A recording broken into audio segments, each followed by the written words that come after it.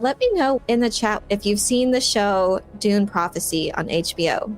Like with all things, there are things that I liked and disliked about it. I really don't think it hit with a lot of general audiences. Dune fans specifically could find things to enjoy in it, especially as the show progressed. There are things that improved as far as the pacing, but there are definitely some storylines that needed some work that were not as interesting as others and other characters. And sometimes it just felt like filler, almost wasting our time. You could definitely tell the chaos behind the scenes. Very rocky start. It changed multiple showrunners and writers and directors, and cast members had to change because of the numerous delays and shutdowns and restarts. It was quite chaotic. And actually, considering all of those issues, I do applaud them for at least having a somewhat cohesive show, knowing all of that. But you can definitely tell there's some writing discrepancies. But a lot of the issues, too, we get that the show is focused on the sisterhood, the Bene Gesserit.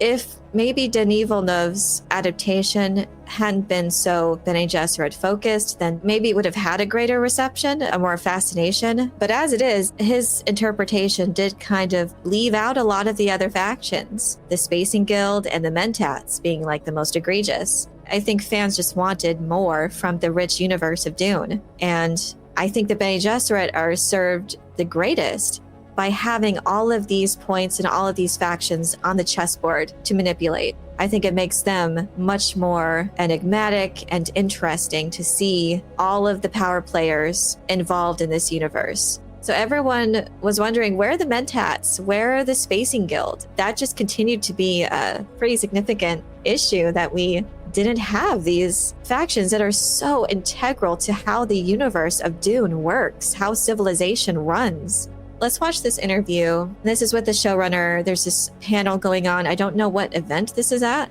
so let's see. I would just say at this early stage, I would say that we, in season one, we had 6 episodes, which is not a ton of time, and we really wanted to introduce you to the sisterhood and its many aspects, because they're not just one thing. I mean, they're an order, they're advising power, they're teaching kids, they have a covert spy organization. There was just a lot to get to know the sisterhood and the palace and sort of the power games around the throne. But Dune is more than that. And we're rooted in the Great Schools trilogy, so I think you can expect to go to see what some of the different schools are about, and we're just going to meet some of the other players in the Imperium and power players, I think. So I would just say, if you're a Dune fan and you're wondering, where are the Mentats? What's up with the Spacing Guild? I think season 2 will take you into some of that rich Dune world. So yeah, we can at least be assured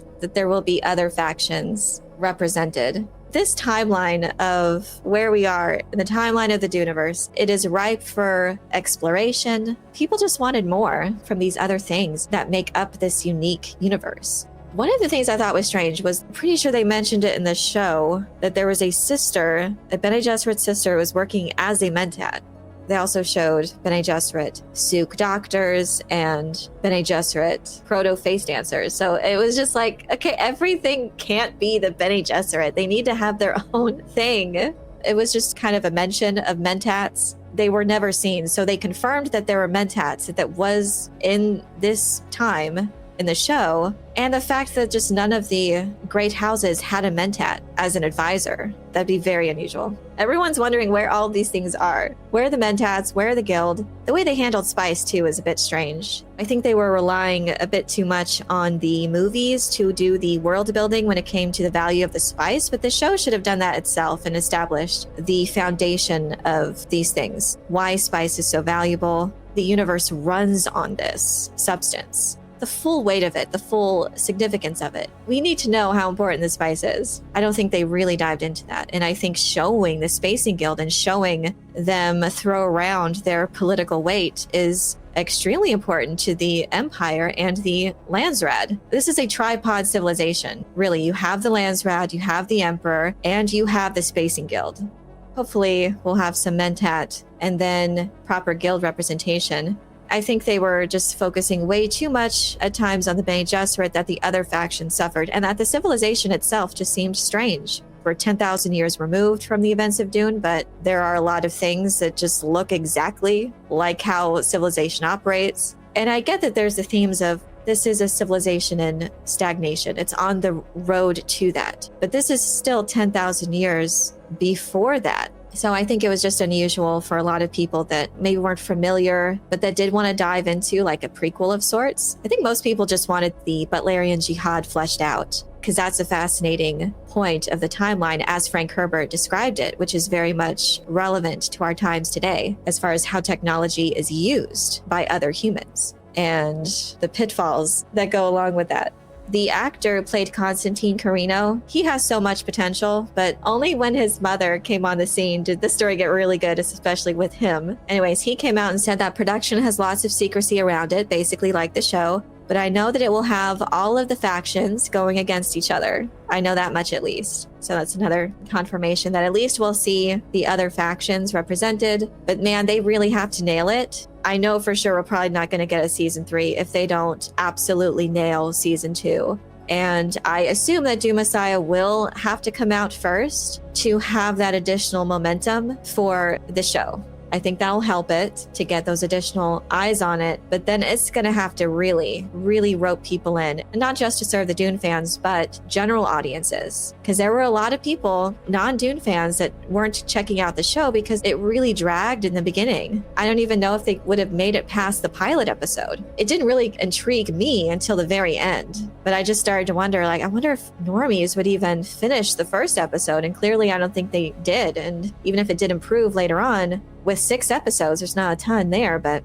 production shut down and there was this huge creative overhaul. And I'm sure it was to make sure that the story connected more to what we're seeing in the films, to Dune, and to capitalize on that success. Because that's what it feels like. It feels like there's 2 shows in there. Like it was trying to adapt the Sisterhood of Dune book with the past storyline, but also move for something new in the present storyline, but that was also connected to elements of Frank Herbert's universe, but mostly to the film's storyline there. And yeah, it felt like you were watching 2 different things. It felt like they were from completely different sets of writers, and there was really no cohesion there. So it really did seem chaotic. You have to pick a lane for season 2. I get it. You have the foundation of the Schools of Dune trilogy, but that's way in the past though. Like you have to focus on this present storyline that you've decided to set your show in, and it has to primarily connect to what Frank Herbert established. If that is made clear in the show, that that's what you're doing or trying to do, I think you would definitely have more goodwill for Dune fans, but also it would make for a more entertaining show.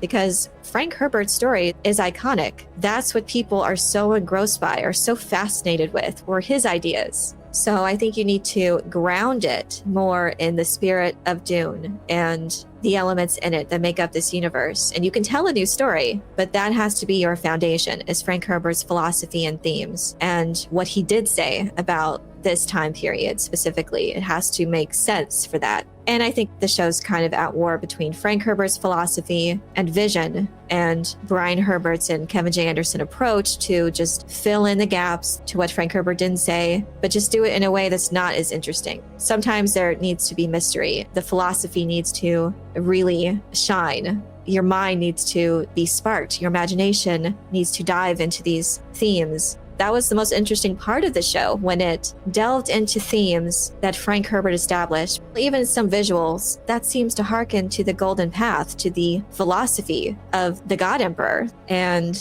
at the very end, too, to see technology be used in a way that harkens to Frank Herbert's original theme for the Butlerian Jihad was to have humans use technology in this way against other humans. And that's what sparked the jihad to begin with. And if it harkens to that in season 2, that'd be great. You have to pick a lane. You can't just do all of these things. You can't rely solely on Villeneuve's minimalist approach to world building and lore. You have to dive into that yourself. You can't rely on what the films have done. You have to do the work to establish what these elements are vying for, what their agenda is. The approaches to storytelling are so vastly different between the expanded prequel books and what Frank Herbert's vision is. You have to pick. I'm very cautious when it comes to Dune Prophecy Season 2. I would love it to be good. Season 1 doesn't fill me with so much confidence. They really have to have a win with Season 2 because the views were just not there. It was hardly ever talked about online, and it wasn't even close to getting onto any streaming top 10 list.